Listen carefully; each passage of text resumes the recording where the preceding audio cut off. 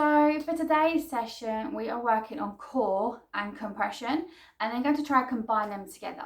So some of these exercises you might find a little bit tricky if it's the first time you've ever done anything like this, but I'll try to give an easier option where we can. But even if you don't think the movement is happening, you actively trying to do the movement, you are working on building that muscle and that strength.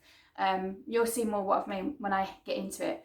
Hopefully you've read the class description below and you have your blocks to hand, as I apparently did not, but I kind of half do. And yeah, that is everything that we're just going to be using today. Blocks, if obviously you don't have blocks, then something similar like big books. But yeah, we're going to get started. We're just going to go for a basic warm up first. So we're going to come onto hands and knees. And we're just going to start warming up the spine and our core a little bit. So we're just going to do some cat-cows here. So nice and gentle in your own time. Good. So compression is when we're kind of trying to like fold our body essentially in half. So a lot of our movements that we do require us to be able to get close, legs close to the top part of the body. So like if you're handstanding, headstanding, and you're pulling your legs into the top part of your body, and it requires core strength, shoulder strength, and we're just going to go around in a circle here. So nice, gentle, so you're down to the side, press up to the side. Good. So it's very kind of calisthenics specific.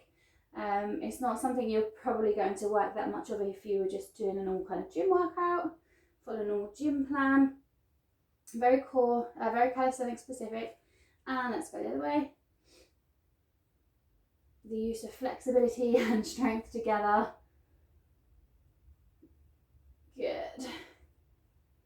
And then back to center, and we're just going to take some gentle rocks over the wrists.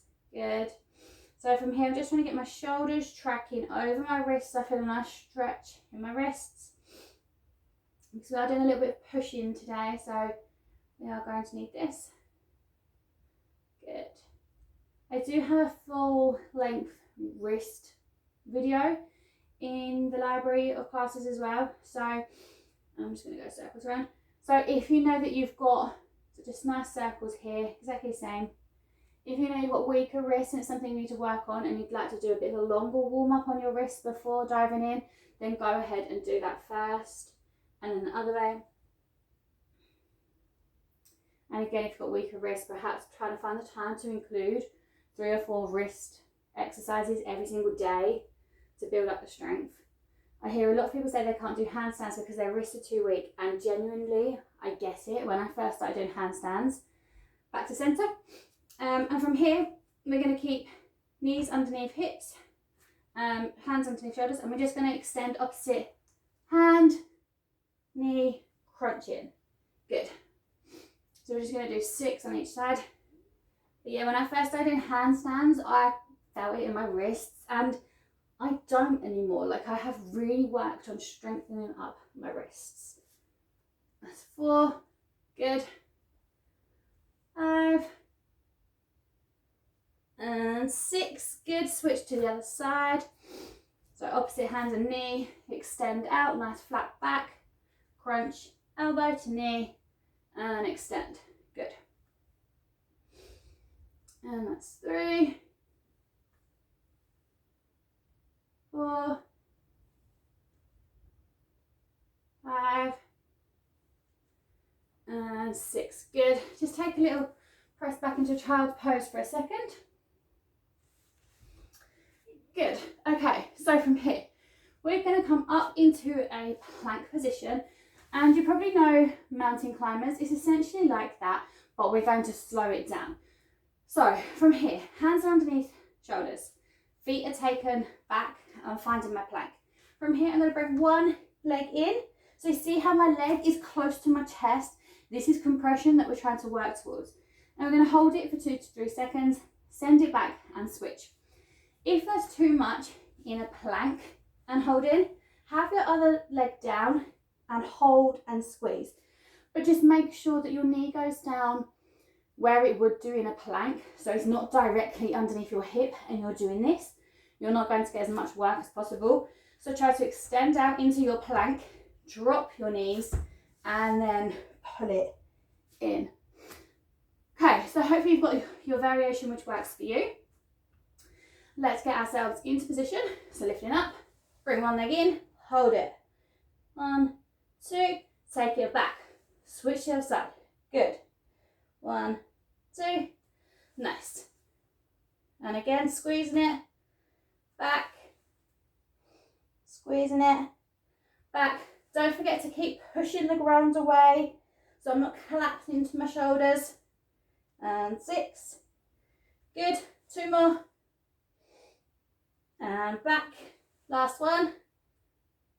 And rest. Good. So you probably felt that quite a lot in your shoulders. Give a nice little roll out, and we're going to repeat that again and do another 8. So like I said, make sure you keep pressing. So I'm not collapsing, pressing the ground away. This is again another really key element of calisthenics moves. We have to push the ground away. Okay, in for another 8, coming up into position. Good, and let's go. Bring one knee in, hold it, and back. Switch. Good. And back. And again. Halfway there.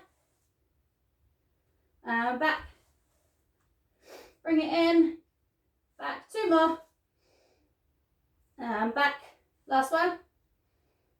And back. Good job. Nice. Roll out the shoulders. Take a little stretch across if you need that. Just a little split a second. Good. Don't forget to grab yourself water. Whew. I always feel like I need so much more water when I'm talking and doing it at the same time. Excellent. Okay, next up, I'm going to start working on a little bit more of the compression side of things. So I'm going to take a seated pike here, okay? So the aim is to try to keep my back as fat as possible. So I don't want to be leaning back with this movement, which we see happen quite a lot. So my hands are going to be by my side and I'm going to lift my leg. What a lot of people do is to try to get this leg higher. They do this. I'd much rather that we get the true, kind of range of motion here by keeping upright. Think about maintaining that L, and we're going to lift the leg. Squeeze in from your little hip flexor here. Engage your quad. I find it a lot easier to point my toes to really feel the muscles in my legs activate. So we're going to go 8 on each side. So 8, 8, and then we're going to go 8 together. So let's go. Point those first. Well, point both sets of toes. It's prettier anyway. And let's lift. So 1, 2. Don't worry if you're here. Like I said before, if you feel like it's a struggle, as long as you're actually feeling the muscle still work, you're still doing something.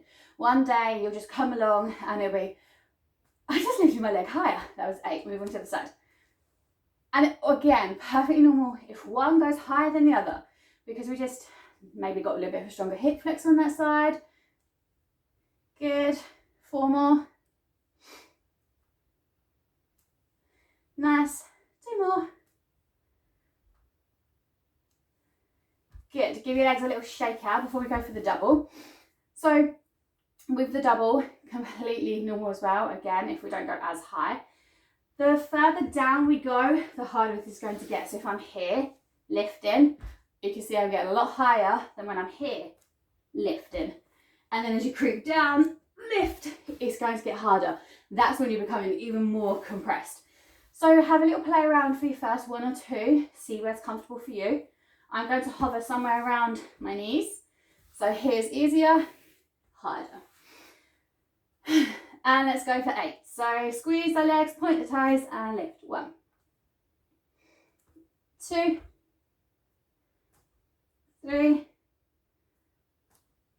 4, halfway, 5, 6, 7, and 8. Good. Shake that out. Nice. So hopefully you felt that a little bit harder with double going on. We are going to grab our blocks. And we're just going to take, actually we'll do one without the blocks first. So we're just going to take a pike fold. So a little bit of an active rest here. Well, more of a passive rest. So we're going to take a nice stretch here. Point the toes. Think about folding your body in half. So again, what happens here is a lot of people do this.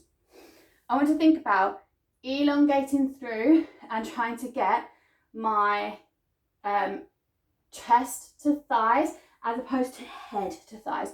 Or if you've obviously got a bit more flexibility and compression, I'm going to be slightly past, more around my knees, depending on body length, torso, and all of that kind of ratio.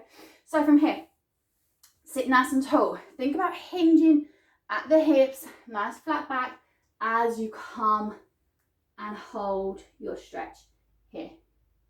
So we're just going to hold this for around 30 seconds. Hopefully you feel a nice stretch down the back of your legs. And if that feels okay, you can come a little bit further forward. If you've got your toes, you can try to reach past your toes and flex your feet. Here, nice. 15 more seconds. You could pull in a little bit deeper. Good. And coming up slowly. Oh, such a good stretch. As soon as I as well grab my feet, hits my calves as well. Next, we're going to try it on blocks or your books, whatever you've got. So I'm going to go straight in with 2 blocks.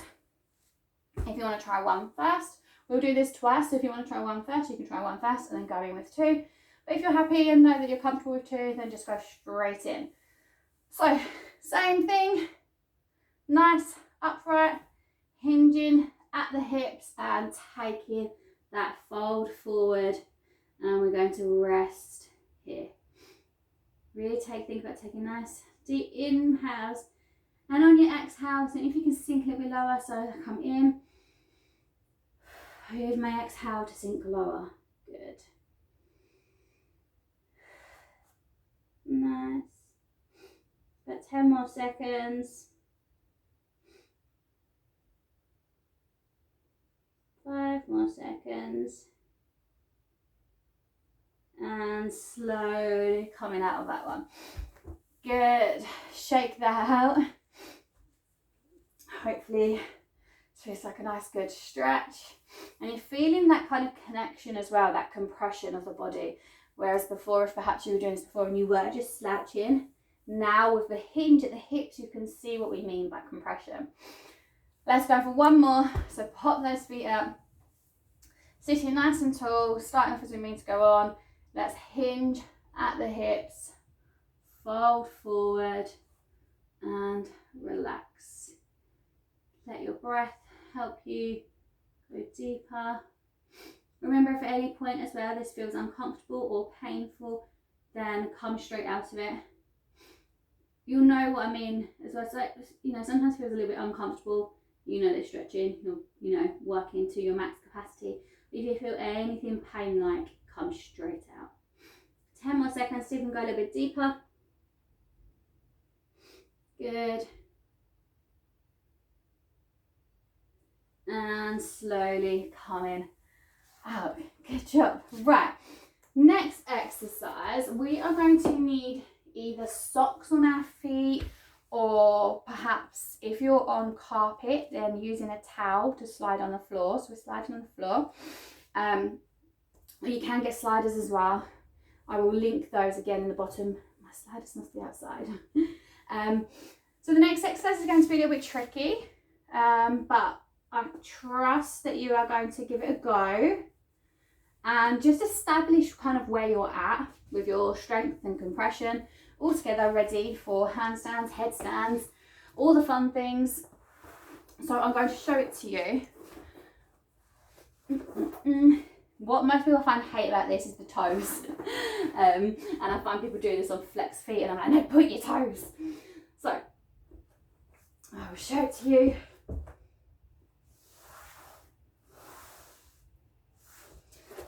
So we're starting off in a plank position, okay? So we're in plank position, pushing the ground away.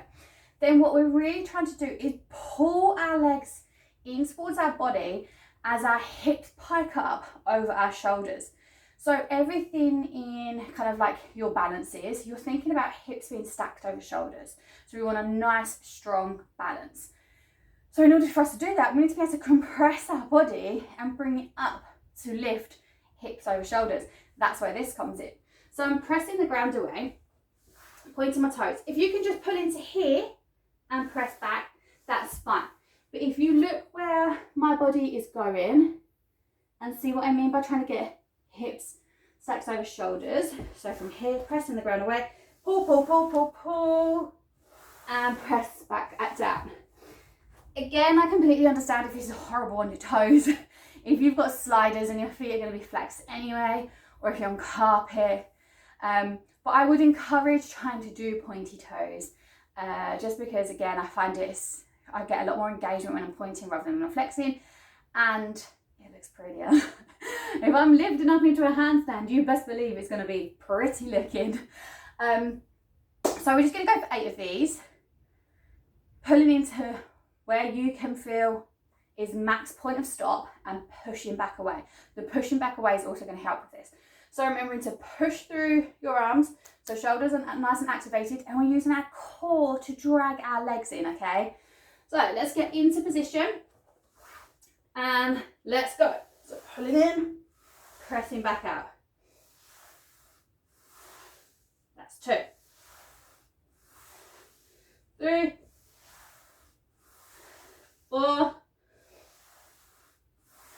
5, 6, 2 more. Last one. Good, if you're still doing them, just I'll give a couple of seconds here for you to catch up whilst I have some water. Good job. They're not easy, but they work.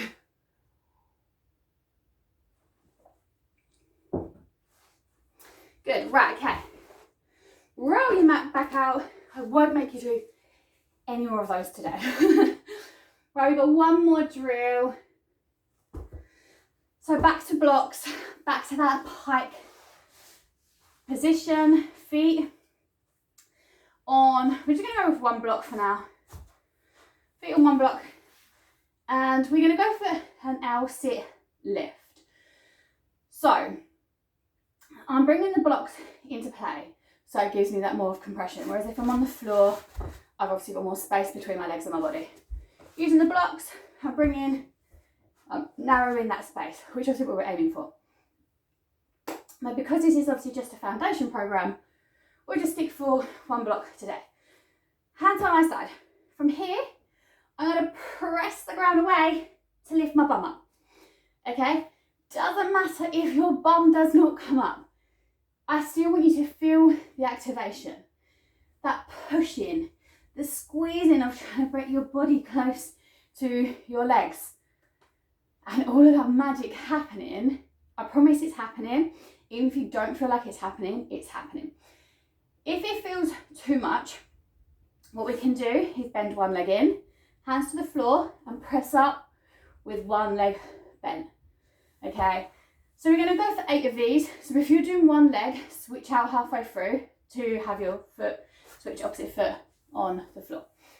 Hands are by hips, maybe they're slightly in front. Really actively pressing the floor away, squeeze through the legs and press and lift up, back down. Good. And let's go again.